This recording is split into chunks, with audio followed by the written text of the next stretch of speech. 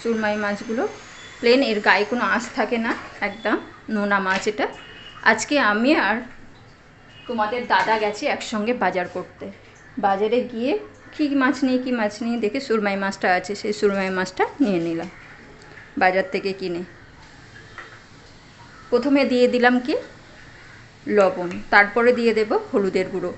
ভালো করে মাখিয়ে রেখে দেবো আমি, লবণ হলুদ আর লঙ্কার গুঁড়ো মাখিয়ে রেখে দেবো 10 মিনিটের জন্য। দিয়ে তারপরে কড়া করে মাছটাকে ভাজা করে নেব। এইভাবে লবণ হলুদ দিয়ে মাখিয়ে রাখলে প্রত্যেকটা মাছের ভিতরে লবণ চলে যায়। 10 মিনিটের জন্য আমি মাখিয়ে রেখে দেব। দেখুন মাখানো হয়ে গেছে, আমি সমস্ত মাছ মাখিয়ে রেখে দিয়েছি। 10 মিনিট পরে ফিরে আসছি। তুলে নিয়েছি, দেখুন আমার মাছ ভাজা সব কমপ্লিট। রান্নাটা শুরু করা যাক। প্রথমে দিয়ে দেব কড়াতে তেল।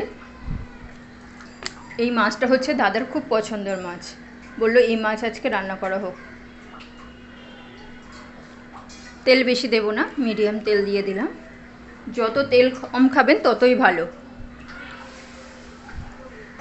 দেখুন তেলটা গরম হয়ে গেছে, আমি এবারে এখানে মিডিয়াম সাইজের 2টো পেঁয়াজ নিয়েছি, সেই পেঁয়াজগুলো দিয়ে দিলাম।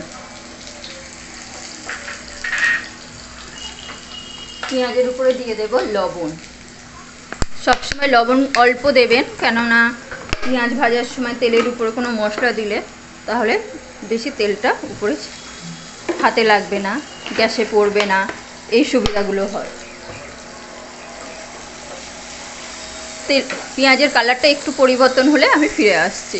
আমার পেঁয়াজের কালার পরিবর্তন হয়ে গেছে, দেখুন একটু লালচে ভাব চলে এসেছে। আমি এবারে আদা রসুন বাটাটা দিয়ে দেব। এবারে আদা রসুন বাটা দিয়ে দিলাম। এই মাছে একটু পরিমাণটা বেশি লাগে মশলা।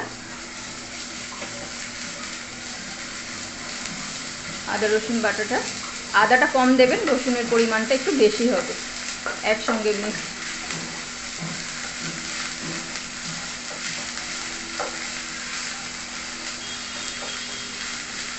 একটু ভাজা ভাজা করে নেব। দিয়ে দেব জল, অল্প জল দিয়ে দেব। জল দিয়ে একটু মশলাটাকে কষিয়ে নেব।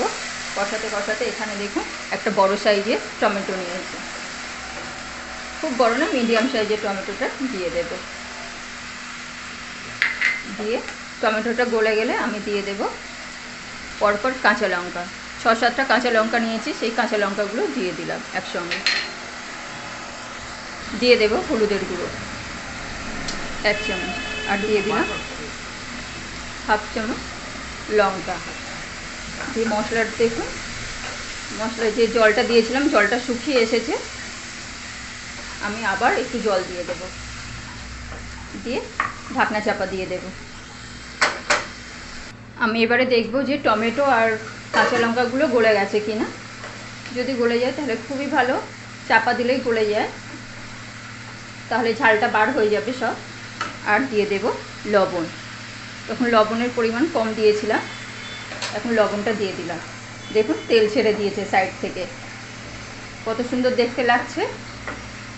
এইভাবে ভুনা ভুনা করে খেলে খুব ভালো লাগে। পুরো তেল ছেড়ে দিয়েছে। এবারে দিয়ে দেব জিরে মরিচের গুঁড়ো, 1/2 চা চামচ দিয়ে দেব জিরে মরিচের গুঁড়ো। দিয়ে একটু নাড়াচাড়া করে নেব। মশলা যত কষাবেন তত ভালো লাগে খেতে, মেন হচ্ছে কষানো।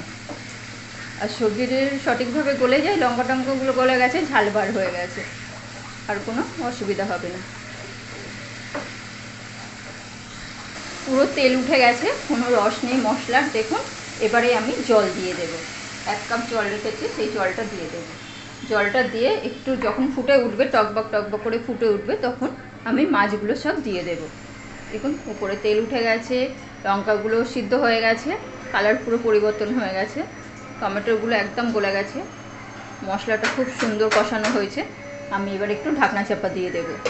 দিয়ে তারপরে ফুটলে আমি এবার ঢাকনাটা তুলে নিলাম। দেখুন কত সুন্দর টকবক করে ফুটতে আরম্ভ করেছে। যে জলটা দিয়েছিলাম মশলার জলটা, এবার মাছগুলো সব দিয়ে দেবো একে একে। উপর থেকে সব সাজিয়ে দেব, দেখতে কত সুন্দর লাগছে। এইভাবে রান্না করলে একদম জল শুকানো পর্যন্ত এরকম গ্যাসটা জোরে দেওয়া থাকবে। ঢাকনা চাপা দিয়ে দেবো।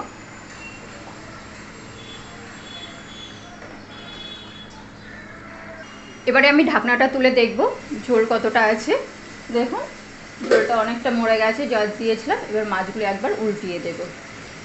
এক পিঠ অনেকক্ষণ থেকে ফুটছে, আর এক পিঠ আমি উল্টিয়ে দিলাম সব মাছগুলো। তাহলে দুই সাইডে মশলার পরিমাণটা সমান যাবে, তাহলে খেতেও ভালো লাগে, খুব সুস্বাদু হবে। এইভাবে রান্না করলে আমি প্রত্যেকটা মাছ উল্টিয়ে দেব। মশলাটা দেখুন তলায় লেগে লেগে যাচ্ছে, মানে হয়ে আসছে প্রায়। আমার রান্নাটা কমপ্লিট হয়ে যাবে কিছুক্ষণের মধ্যে। আর দিয়ে দেবো একটু জিরে মরিচের গুঁড়ো উপর থেকে ছড়িয়ে। এইভাবে দিয়ে দেবেন জিরে মরিচের গুঁড়ো দিয়ে আমি একটু আলতু হাতে নাড়বো, যেন মশলাটা পুড়ে না যেন যায়, তাহলে আমার রান্না করাটা সঠিক হবে। এইভাবে যদি নাড়তে থাকি দেখুন মশলা জড়িয়ে যাবে না। একদম ভাজা ভাজা যখন হয়ে যাবে তখন আমার রান্নাটা কমপ্লিট হয়ে যাবে। রান্নাটা আমার কমপ্লিট হয়ে গেছে, তেল ছেড়ে দিয়েছে। এবারে আমি গ্যাসটাকে বন্ধ করে দিলাম। দেখুন কত সুন্দর দেখতে লাগছে, ভাজা ভাজা।